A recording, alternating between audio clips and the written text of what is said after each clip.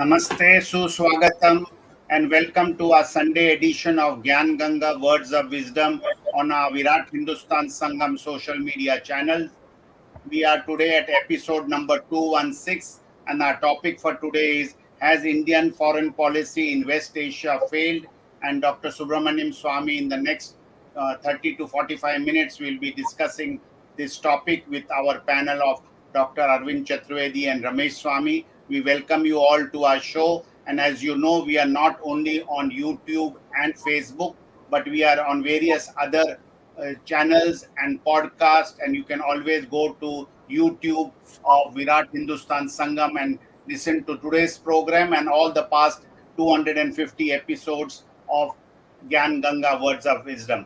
With these words, it's over to Dr. Swamy to initiate this discussion. Has Indian foreign policy in West Asia failed? Over to Dr. Swamy, and Dhanyavad. Thank you, Jagdish.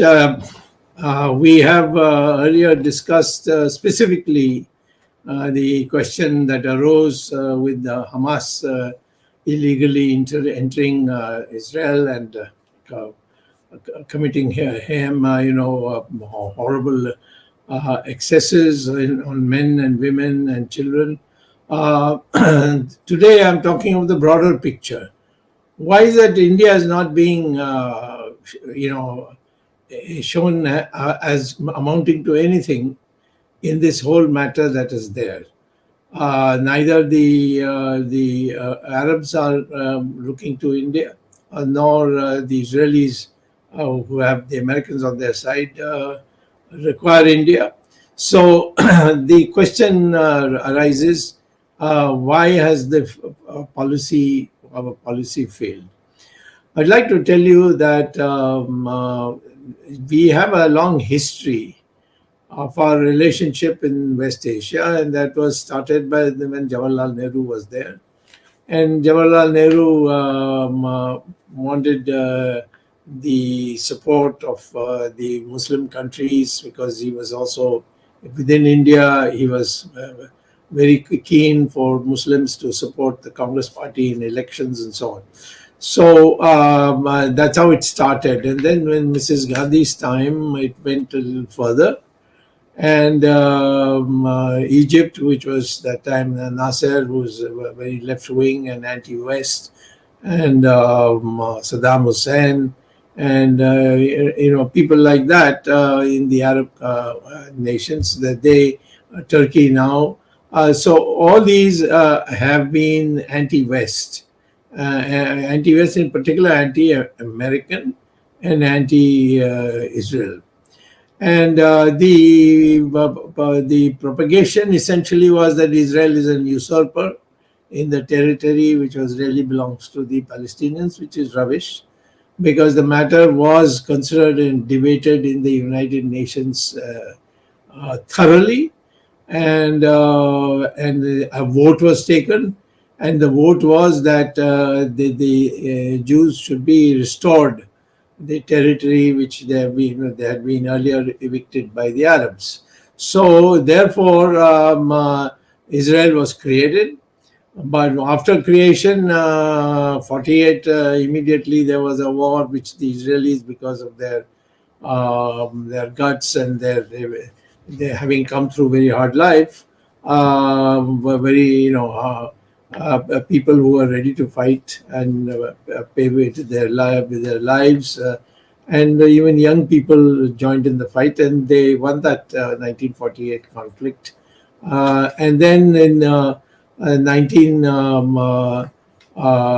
think in the 60s, and then also in the 70s, where there have been major attacks. At that time, the Egyptians led the battle, and later on they lost in a very big way to the Israelis, and the whole of Sinai, which is a huge area, where now the Hamas people are occupying a small part of it. That was taken, and then there was an agreement, and that agreement, when Menachem Begin was the Prime Minister of Israel, and the agreement was that they would return that entire huge area of of Egypt back to them, and they did. And the Egyptians since then have had a cultured, reasonable diplomatic relations with Israel. But the Palestinians were provoked, and a group then emerged, which is called Hamas. And Hamas is not there.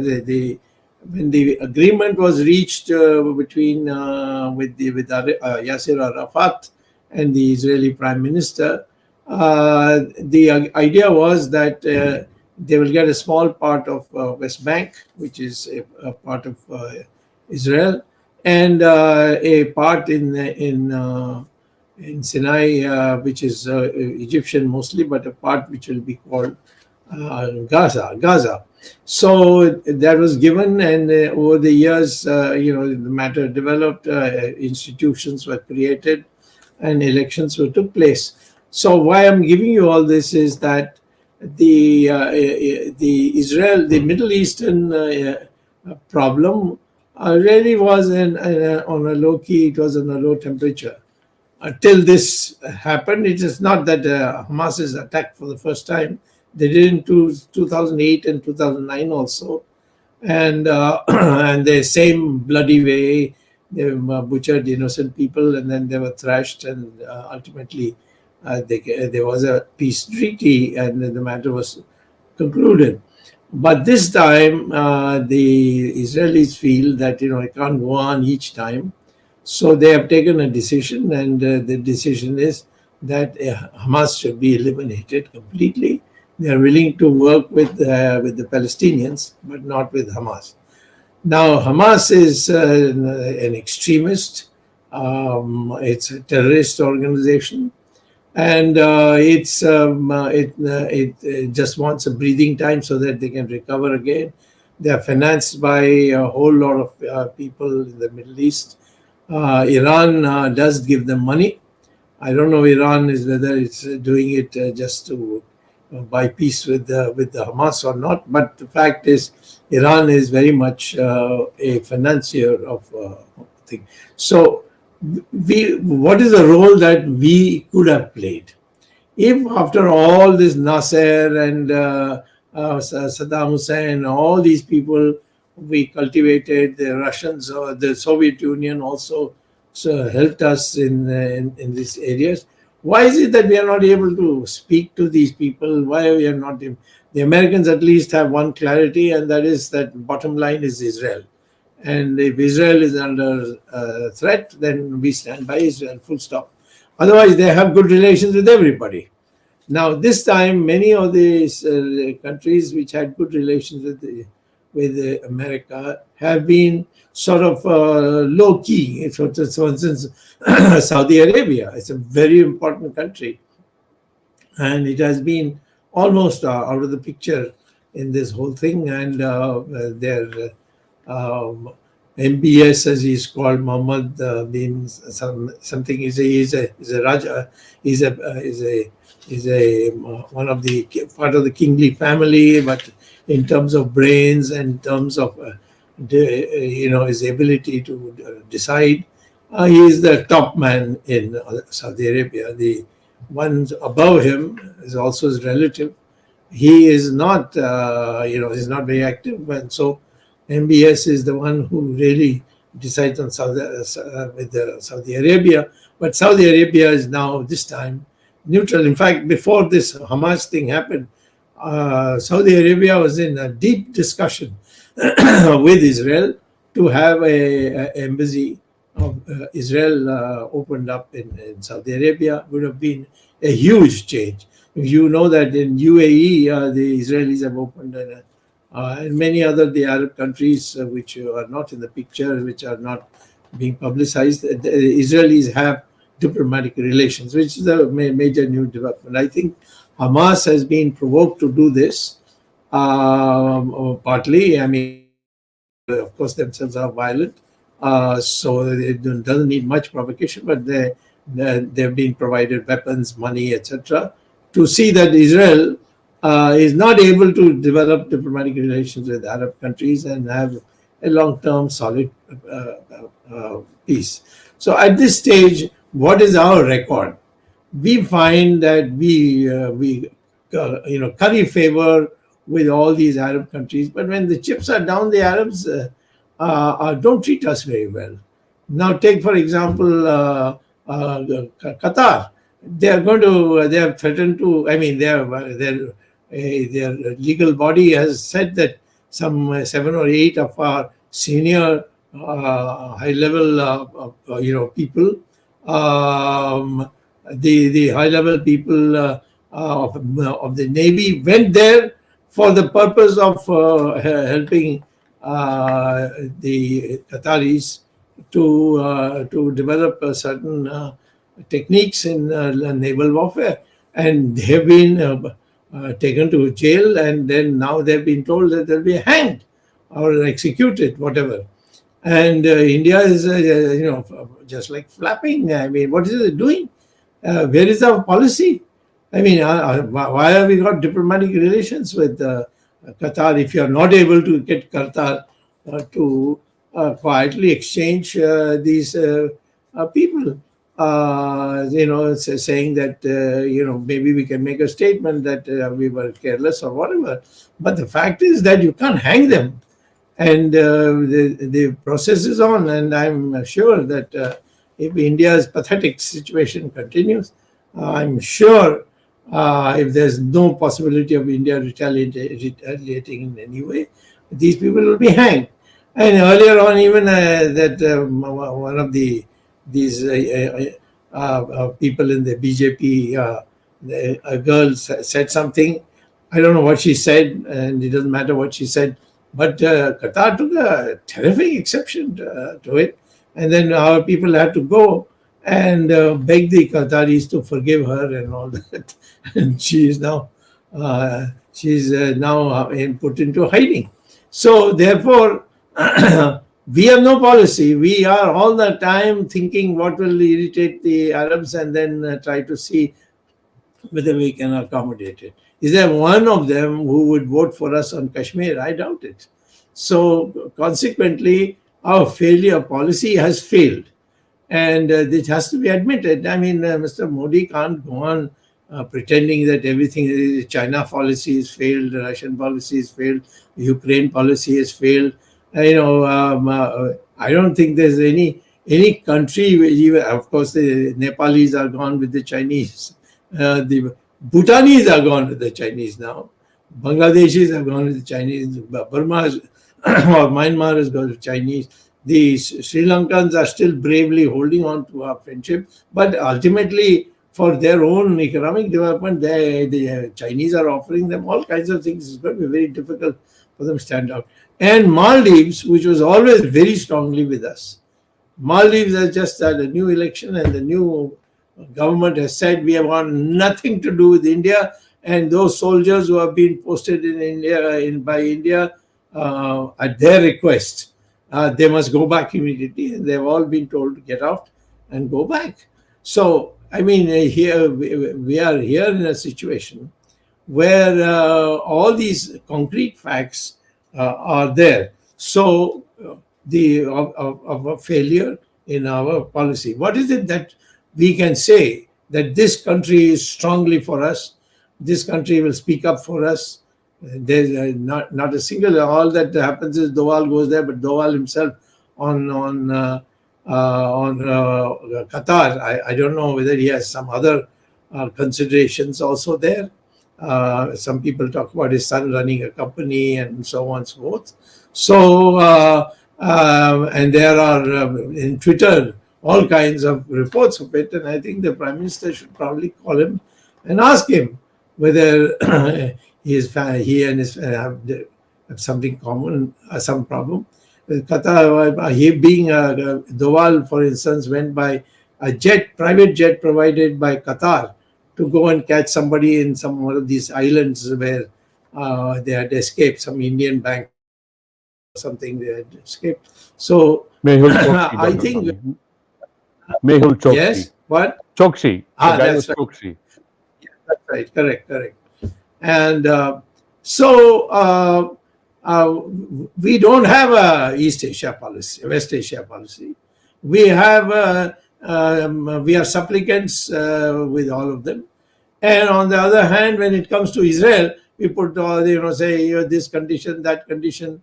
In the beginning, Prime Minister phoned up Israel to say that we are in full support. Now, after that, he said, no. How can the Israelis have ceasefire in the home of the Hamas people? After all, they are people who have had a war with several wars with Israel, but in the end, the same thing happened. They recouped and then they came back. Now, this is the time you can't have it more. And what the brutality! My God, you have to see the. I'm sure Jagdish, who is part of the Indo-US relations and friendship companies, friendship body, he can probably get a copy and show it to all of us on our next Gyan Ganga if necessary. But they all show something horrible was done. I mean, it is animal is a wrong word to use because it's an insult to the animals. So we want to know that how can Israel be asked to have a ceasefire when Hamas is still around? And so if the Palestinians want their land back, the only way to do it is they must cooperate with Israel and send it. And that should be like our policy. We say we are with Israel, make it clear like the Americans. Americans say when the vote takes place, they say, no, we are with Israel.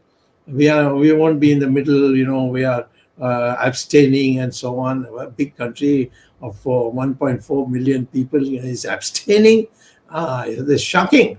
But we should have taken a stand that we would like to see this matter resolved. But at the moment, taking into account what the Hamas did, we are not going to agree to this resolution brought by the enemies of Israel. But we didn't do that. So it means we don't have a policy. Everything is ad hoc. And there's no accountability. They don't come and tell any of us. They won't hold a meeting. They won't call us to a conference. They won't tell us that this is our policy. It's all, hide and seek. So I would say that if you look at the whole thing across the board, we are today really like fish out of water. I mean, just flapping away. Whether it is BRICS, again, the Chinese don't like you anymore, and they've told you go to hell, and they're going to have 16 more people in BRICS, which is only 5, and then Quad. Where are you in Quad? In the beginning, the Americans were very enthusiastic, and now the Americans have come to the conclusion that we can't make up their mind, so they are holding their programs without inviting India. So if somebody was to say, all right, all this criticism is fine, what is the policy that you are suggesting? I would say the policy we should suggest is that those who stand by us on our principal issues, whether it's Kashmir, whether it is Islamic attacks on us by those who are from other nations, we will be with Israel. Bottom line is Israel, that we should have the same line as the Americans have on Israel. We are with Israel, and as far as this is concerned, it's ridiculous to talk about children and doctors being killed in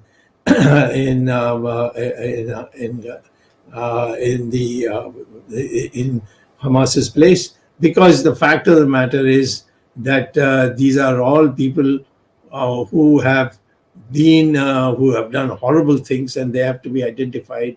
And if the people were to have left and gone away to Egypt much earlier, I think the casualties would have been much less. But at this moment, if you want a policy, you start by first saying that what was done to Israel is such that we, as a friend of Israel, which we claim to be friends of Israel, which have long-term association with Israel. The Jews have been living in India when they were persecuted by other nations, and we looked after them, and they played a major role. In fact, the Bangladesh war, the general Jacob was one who gave us on a platter, so to speak, with his forces. He went and occupied Dhaka, and that led to the end of Pakistan. So, I mean, we have this background. In this background, I say that we should have a firm policy. We'd like to be friends with Iran because Iran is a Shia country, and Shias in India are very friendly to our people. We have problems with some Sunnis, but we don't have any problem with Shias. So therefore, that it's also a country which is very close to us. But if Iran is involved, well, as a friend, we should tell Iran, on this we can't be with you. And similarly, we should have friendship with other Arab countries who are willing to work with you. We have some 8 million workers in all these places, and they are doing most of the economic development of these countries, and we are not getting any credit for it. In fact, our people have to work very hard to even get the salary that they are getting. So I think this policy can be done, and the primary thing should be Indian interests. And Indian interests includes the acceptance of Kashmir. Indian interests includes our protection of our people in these countries where they are working for those governments. And at the same time, we would be in a position to assist countries which are attacked by hostile forces, and for that we will have a conversation. We could have played a role in discussing with Israel, but on fundamentals, and the fundamentals would be that as far as Hamas is concerned, we cannot take a stand even to dilute it. Let there be discussion. Now Hamas is nothing. Hamas has got no legitimacy whatsoever. The legitimate people for the Palestinians are in the West Bank. They have a recognized body which was soon has to be converted into a nation, a recognition for a nation. And with those people, we should work. That should be there should be a policy which should be written now. If I ask the External Affairs Ministry, please tell us what is your policy, it's all goody stuff. So no more of that. And I think this whole episode of the Hamas has now woken us up, woken the whole world up, in my opinion. And it's time now to have a clear-cut stand as far as Israel is concerned, that Israel was a country, was created by the United Nations, and no power can make Israel leave the area. That area belongs to Israel and the Israeli people, and therefore we will stand by Israel, if necessary, even send troops from India to help Israel defend against foreign forces. Over to you, Jagdish. Dr. Swamy. Quick, okay. Yes. Go No, go Ramesh, go ahead, please. No, so Dr. Swamy, I completely go by what statements you made, but there are some things that I wanted to mention. In the promo, we said that in the promo, Jaishankar claimed the External Affairs Minister that they were shell-shocked as to Qatar's decision, which is again surprising that coming from a Minister of External Affairs. I mean, why did they even come to this in the first place, Dr. Swamy? It is ridiculous. And he's saying that the Hamas-Israel conflict is way too complex. Complex for who?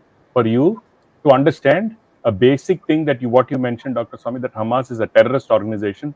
Why is Israel-Hamas conflict a very complex situation? I don't get that. How can you be so? I mean, you can say Israel-Palestinian situation might be complex, but how can you say Israel-Hamas is complex?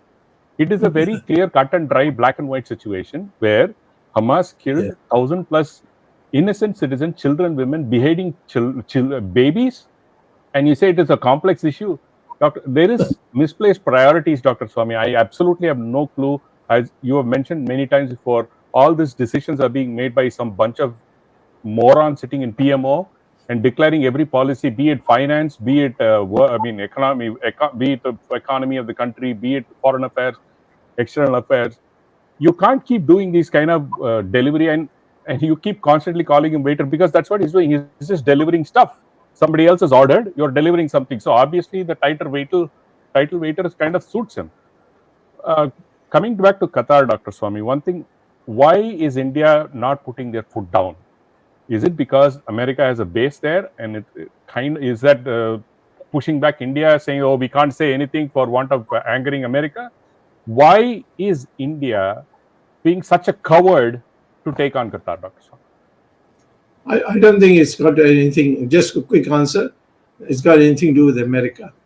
It has got to do with certain personal interests of important people in our government, and that should be exposed in the future. Okay. Jagdish.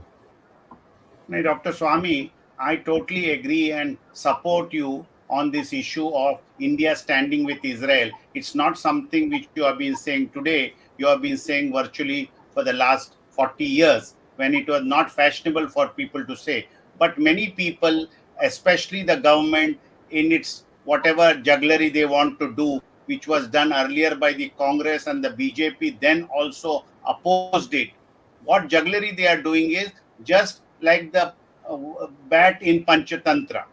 They are sending aid to these terrorist organization for that area, wanting to not show that they are friendly with Israel, which they are not openly criticizing Hamas. They are just talking about terrorists, but they are not naming and criticizing Hamas.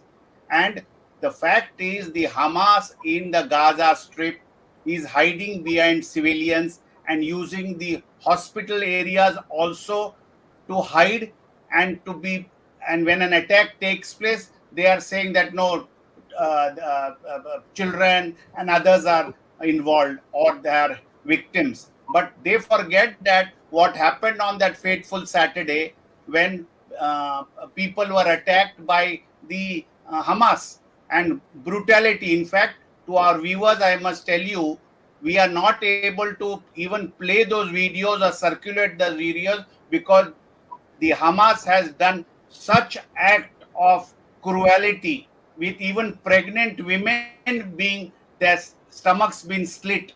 And as Dr. Swamy has said in his tweet, India, by these Islamic invaders, India also faced similar situation in the last 800 years till the Peshwas defeated some of these invaders, Islamic invaders. And that time the British came and we were fighting the British. But we fought it, and it is not new because the same torture Hindus have undergone in India. And in fact, it is a time, because if we don't stand with Israel at this crucial hour, a day will come when we will again be victims of such barbaric forces. These barbaric forces have to be taught a lesson. And I agree with Dr. Swamy that Israel, we must stand with Israel, and this is the time to finish Hamas. Because if they don't finish Hamas, then Hamas will try to completely finish Israel. So, but the Prime Minister must act, must show his solidarity.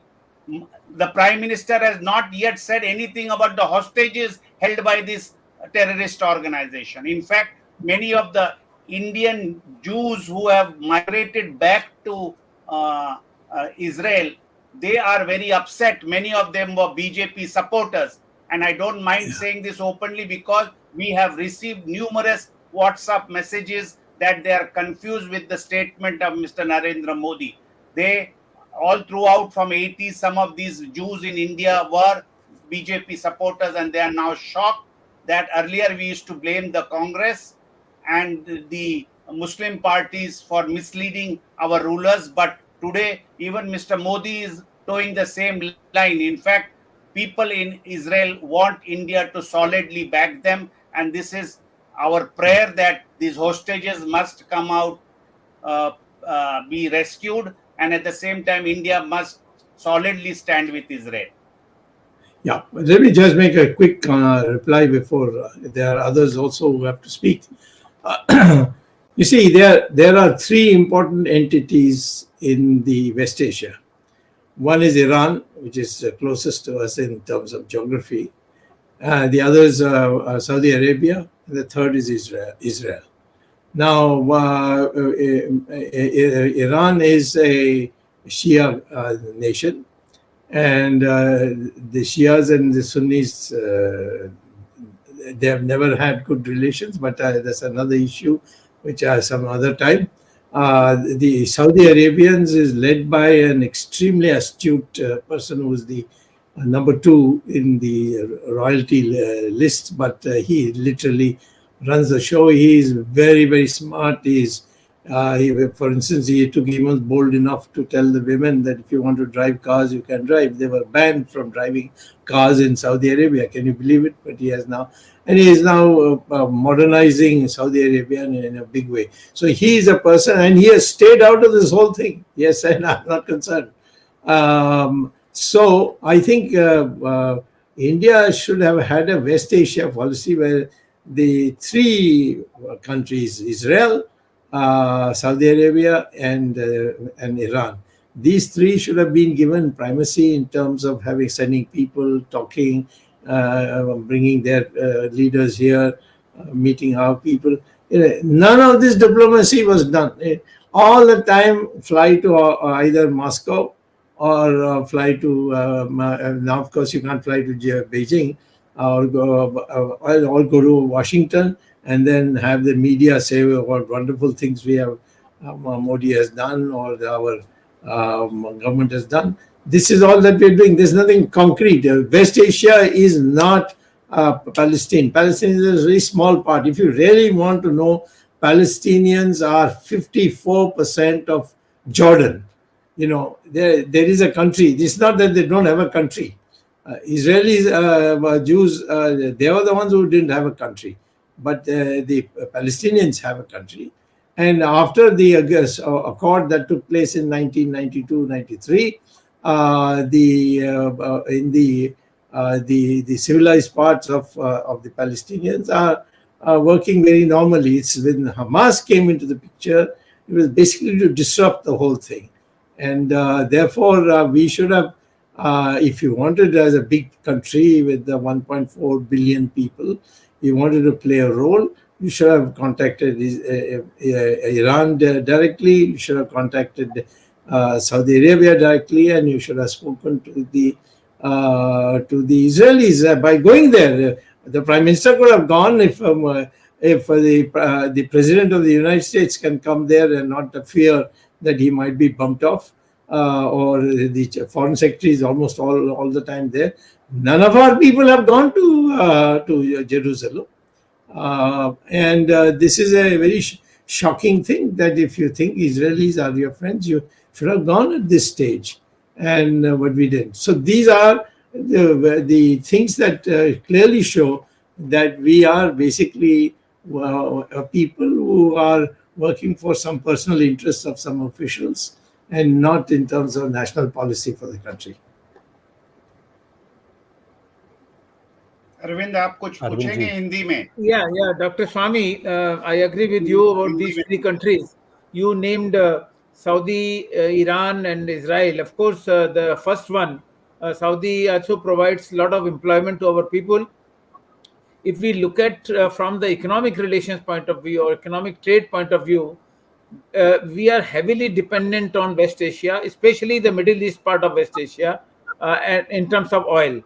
About 80% of our domestic consumption is dependent on the crude oil which we import from these countries. So economically, any time we cannot afford to lose that. Second, we have almost 50% remittances which come from our workers outside India.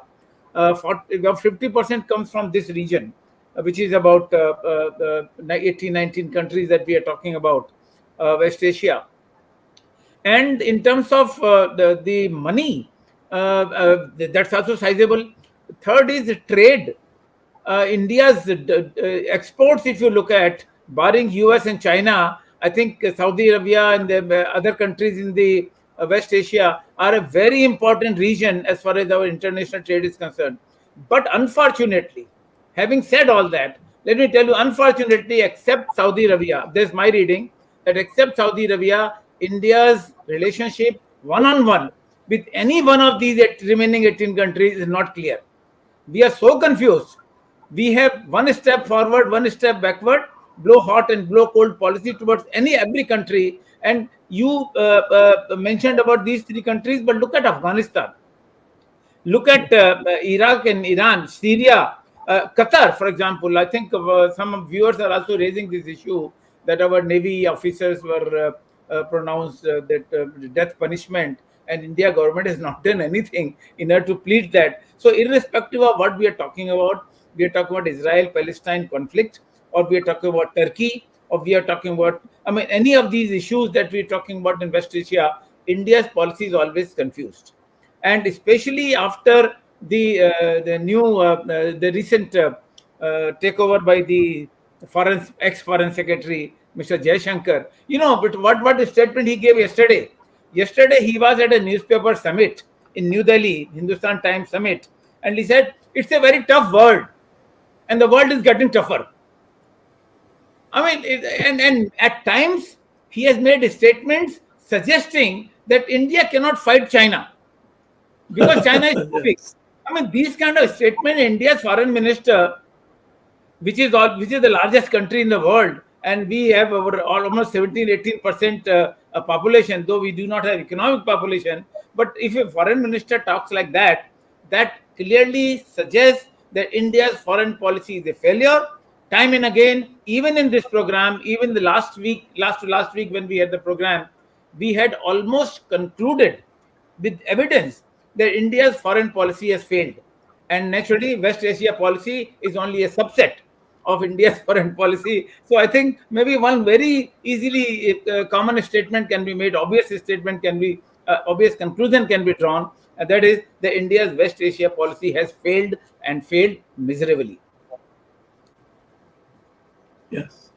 Arvindji, I agree. India is stuck in a deep mud as far as the oil import. But it doesn't mean that just because you protect your own, yes, the country has to be dependent on all of this, but you can't be, as Dr. Swamy tweeted, a political hijra when it comes to these things. Okay, trade is separate, but you cannot say, okay, I'm going to turn a blind eye to terrorism because I need oil. I don't think that's morality.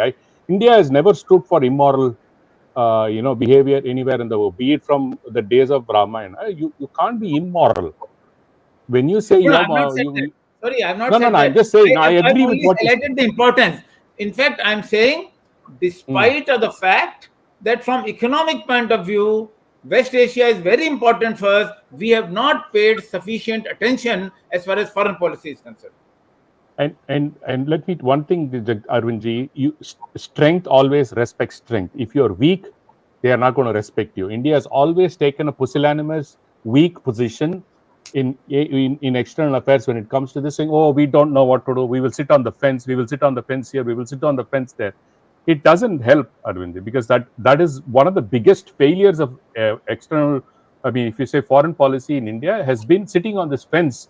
Every time you abstain from this, what is this abstinence being? You don't abstain anywhere else, but you want to abstain here. It is shameful that we're constantly showing you're a weak position because I don't want to take any position. That's not a Vishwa Guru concept. A Vishwa Guru enlightens. He doesn't, just sit in the dark. Sadly. Yeah, I was reading one comment on Twitter. Some viewer had on Twitter. Somebody had commented that if you put a nameplate on your house that you are Vishwaguru, that nameplate doesn't make you Vishwaguru. Your actions have to be, in proportion to the title that you are seeking. So by saying that we are Vishwaguru, we don't become Vishwaguru. G20 leadership is gone. Now it is a past. We were only for 365 days leading the G20. That does not mean that we were given the title Vishwaguru, which our people were claiming. Who gave the title? Who gave the title to who? We gave it to ourselves. One man gives it to himself. Self-giving. Like Nehru gave Bharat Ratna to himself. Anyway, Anyway, Vishwaguru cannot be applied to an individual. It's applied to a country. Country. Just for Yeah. your- now, let me say alarming. one Go thing. ahead, go ahead. Let me say that. Israel is a country which has never harmed you. Correct. Israel is a country when you have didn't have spare parts for your Soviet tanks in 1971, Bangladesh war. Yes. They went and went to Poland and all, which had given up Russian control and become independent, but had all these tanks which the Russians had sold us. And from that, they took out the spare parts and gave it to us in 1971 when we didn't even have a diplomatic relations with Israel. Israeli people have always praised India for the fact that Jews stayed in India. There was never any discrimination against the Jews, and the Hindus, in fact, built them their synagogue and allowed them to do business. And many of them joined our army. And I gave you the example of General Jacob. So when the Israelis have been such steadfast friends, why should you let them down at that time by diluting and talking about people who are actually trying to destroy them completely? After all, what is Hamas saying? They're saying that Israel cannot be here. They're going to go and find some other place, but we are going to eliminate them. They are saying it openly. And so if they are going to finish the life of the Israelis, then I think the Israelis have no alternative but to finish Hamas altogether. Until that time, don't talk about peace. How can you talk about peace in Gaza when the Hamas is in control? Once the Hamas has been finished in Gaza, then we can start talking about now so many people are dead. They say, have you ever seen any war where innocent people have not been killed? How can you make the innocent Israelis were killed by the Hamas people unprovoked? Here is the case of a war. The Israelis are going there. They're supposed to say, Hamas move to one side and people move to one side and then kill the Hamas people. It's not possible in a war. So therefore, yes, to the extent that we can give a Red Cross and give them medicines and so on, we can do it. But the Israelis from day one were telling the people, go south. We will only confine ourselves till you leave in the northern part of Gaza. And it was completely ignored. And the people could not go because these Hamas people wouldn't let them go. So I think you should now take a more, I think that anyone who is fair, unless he is ideologically or Islamically inclined one way, would support Israel in toto without ifs and buts and so on. And in no case, in my opinion, if the Israelis ever ask me, I'll tell them, negotiate, the only advice I'll give them, don't negotiate just now till Hamas is eliminated. Because in 2008, the Israelis listened to people and they entered into negotiations. Hamas then has used this period to again grow into a big force and attack them again. So there will be no respite for the Israelis. So the Israelis this time should not stop the war till Hamas is eliminated completely. Dr. Swamy, there is a question from the viewer. I know, will Israel support India ever if India is attacked by Pak past China? What are your thoughts on it? 100%. They've already done that in the past. In 1971, they give you intelligence. They have got the best intelligence in the world, and they tell you exactly. In 1971, they also help you with the Shahabuddin, right? Even the Shahabuddin daughter's kidnapping case too. They helped us, correct? Shahabuddin? Syed Shahabuddin's daughter. Not Shahabuddin. Not Shahabuddin. Not Syed Shahabuddin. It's the other man from Kashmir. Other man from Kashmir. Kashmiri. Yes. They have been any time. Rubiya Syed? No, Rubiya, right? Saifuddin Syed. And incidentally, Israelis can also give you desalination of seawater. They can give you most advanced medical instruments. They can give you cows which will give you 20 times more milk than the Indian cows give. So I mean, there's no limit. Sharad Pawar uses the Israelis for drip irrigation in his farm. But although he has attacked the Israelis because saying that I have an ideological commitment also. So anyway, but the fact is that Israel is a multi-dimensional society, and they are very brilliant people. Most of them have been all through the last century. People who have come up with such inventions which have helped countries to fight the Nazis and others.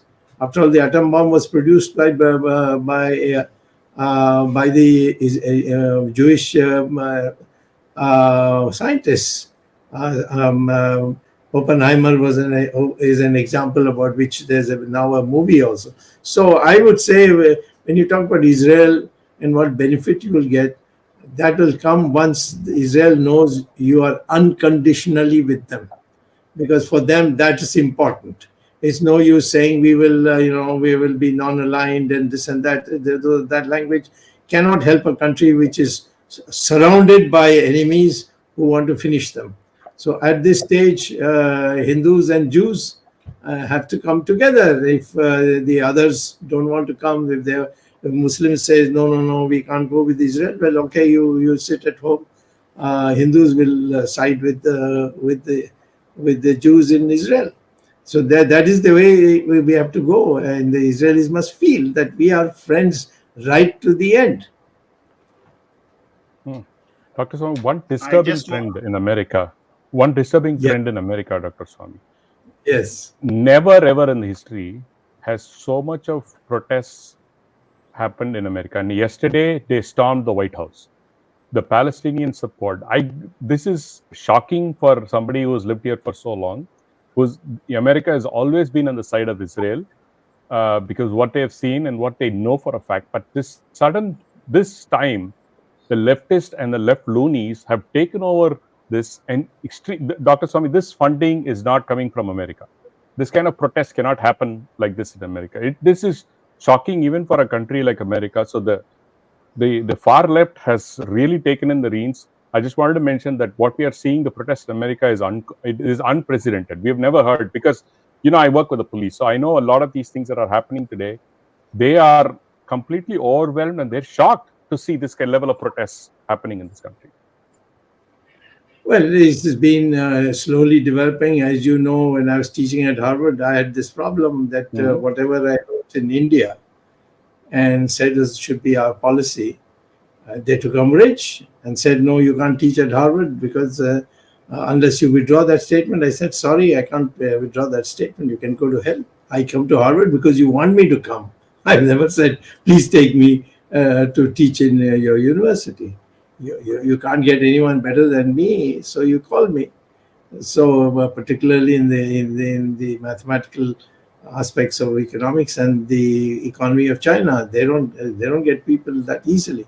So I mean, this has been brewing, and Rajiv Malhotra has been warning about it for quite some time, and now it's all exploded. And I'm surprised Harvard is in the forefront of this rubbish. It's a McCarthyism in reverse. Or upside down. You said you had something. Dr. Swamy, I have one question. Dr. Swamy, I have one question. With your experience with Jansang and BJP, you can say only you can answer this question because you analyzed all the top leadership of BJP from top to bottom. Atal Bihari Vajpayee, when he was foreign minister in the Morarji cabinet, he met Israeli leader Moshe Dayan, and he did not meet. He did not meet. Moshe Dayan came to publicly. No. The correct way to put it is that Moshe Dayan was invited by Morarji Desai, and then Morarji Desai informed Vajpayee that if you want to attend, you're welcome. And Vajpayee went there. But then he denied that he ever met him. You remember? Yes, yes. in the And when he was parliament. asked this question, he said the public interest he had hidden this information. Ah, he was telling a lie in Yeah, national interest. national interest. Yeah. And National. now look at the chronological order, the BJP relations, BJP's policy vis-a-vis Israel. I mean, it has been, as I use the term, blow hot, blow cold. Even Narendra Modi has not equivocally condemned the Hamas attack on Israel and the rockets Correct. they launched and all that, and the Right. violence people are talking about. This Correct. country largely looks divided between 80%, 20%. Large number of Muslims are supporting Hamas. I don't know for what reason. Even one intellectual from Muslim community I have not seen who has condemned the Hamas attack. Hamas being an outright terrorist organization, even these people are going by religion, and they're not going by the act of this organization. And while on the Well, other hand, even BJP government, which should think of the country and country's relationship with Israel, has not openly supported that Israel and unequivocal terms. Why they no, no, confused? absolutely. No, absolutely. I mean, they should have condemned it from day one. That time also they did not. It was much later, and then they diluted it with saying that however the people who are seeking an independent state, their things should be addressed, or some junk like that. The issue is that when Israel has been attacked, nobody can deny that Israel didn't start the war. It was started by the Hamas. They came clandestinely, and then what did they do? They caught women, they caught pregnant women and cut them up open. I mean, it's horrible. You can, if you want, Jagdish is in a position to get you the video, which if you see, you will not be able to sleep for 10 days, I'm telling you. That bad it was. And this is what they did. They thought that this will make the Israelis scared and run away or something like that. I don't know what they thought, or they are just animals, or worse than animals, rather. Jagdish, you had something to say. Go ahead. Yeah, I just want to say, Dr. Swamy, before Arvind winds up the show, we showed our weakness by our Indian embassy in Doha, Qatar, denouncing the BJP spokesman in Delhi as a fringe element. And Yes, I'm sure the Qatari government must have got the signal that if the government spokesman in Doha can denounce a BJP spokesperson as a fringe element, that's why they took the thing to an extreme end by giving a death sentence to the naval officers of India. And they are Yes. seeing how the government of India is behaving. This is for the Vishwa Guru types or the 56 inches types. Your real test comes in a crisis. Your real test is not when your bhakts keep on singing bhajans in your praise. When Qatar crisis is there, when you have to name Hamas and stand by Israel, that is the real test of either a country Vishwa Guru or the so-called media hype Vishwa Guru. So this is the time for us to show our muscle power in Qatar and release our patriotic naval officers and stand steadily with Israel, who has always stood with you, and denounce Hamas and stop this aid business, because the aid is going to help Hamas to attack Israel. So we must be very clear, and I wish to tell our viewers that we have got numerous messages, and some have been displayed here, that India is lacking, government of India is not doing the right thing yet as far as Israel is concerned.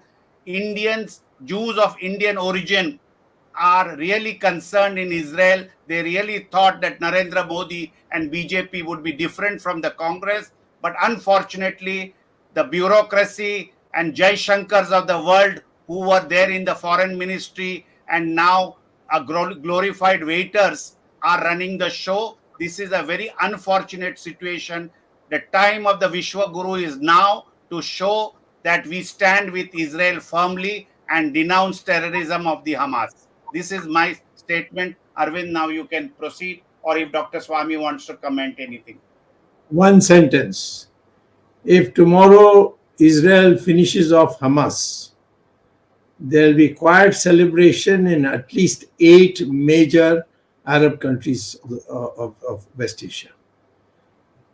How you do not know that Israeli diplomats and friends of mine who are new media people, they say that privately when we meet the leaders of various Arab countries, they say we hope that Israel will finish Hamas forever because they are a threat to us also. And so therefore I can believe that fear is something that is even permeated Muslim countries. And it is our job to restore, like Hitler. Everybody then finally one day decided to join and finish Hitler off. We have to do the same thing. Yes, Arvind. Thank you. Yeah, thank you, Dr. Swamy, for discussing this important topic. I think in last 5-6 weeks we have discussed this issue multiple times, and naturally the whole world has an eye set on this conflict, and therefore it was expected of Indian government also that they should have a very clear view, but it is unfortunately not so. West Asia's importance cannot be re-emphasized. West Asia may be very small as compared to India in terms of population, maybe just about 20%. But in terms of GDP, they are as high as Indian. So if you go per capita, they are 5 times richer than us on an average. Of course, there are poor countries even in the West Asia. But importance, I have already said about economic trade. I need not emphasize that. And it is the right time for India to look at a policy which should be a clear policy for West Asia. And Virat Hindustan Sangam has done the right thing to bring it to the notice through these program Words of Wisdom, Gyan Ganga, and invite attention for all the policy makers to look at this. Even if we are not in non-aligned days, we are moving towards a multi-aligned policy. But my view is, and Dr. Swamy has also given very much detail, and the comments from Jagdish Shetty and Ramesh Swamy have further emphasized the depth of the issue, and I'm sure viewers also would get benefited. Next week, again, we'll be meeting. Next week is Diwali day. Actually, I wish happy Diwali to all our viewers. Next Sunday is Diwali, so perhaps we may not have program on Diwali. The team, technical team led by Ashish Shetty should also be thanked for bringing more than 200 episodes successfully. Ashish Shetty, Gadgi Rakesh, Ishwar Iyer, Swaminathan, Tejas Navalgul, Vishal Mehta, Najesh Nair, they've been doing wonderful job on the background, and therefore the popularity of this program has also been growing over a period of time. Barring Diwali, we'll be meeting again with Dr. Subramanian Swamy and a new topic. For the viewers, till then, namaskar and happy Diwali. Namaste.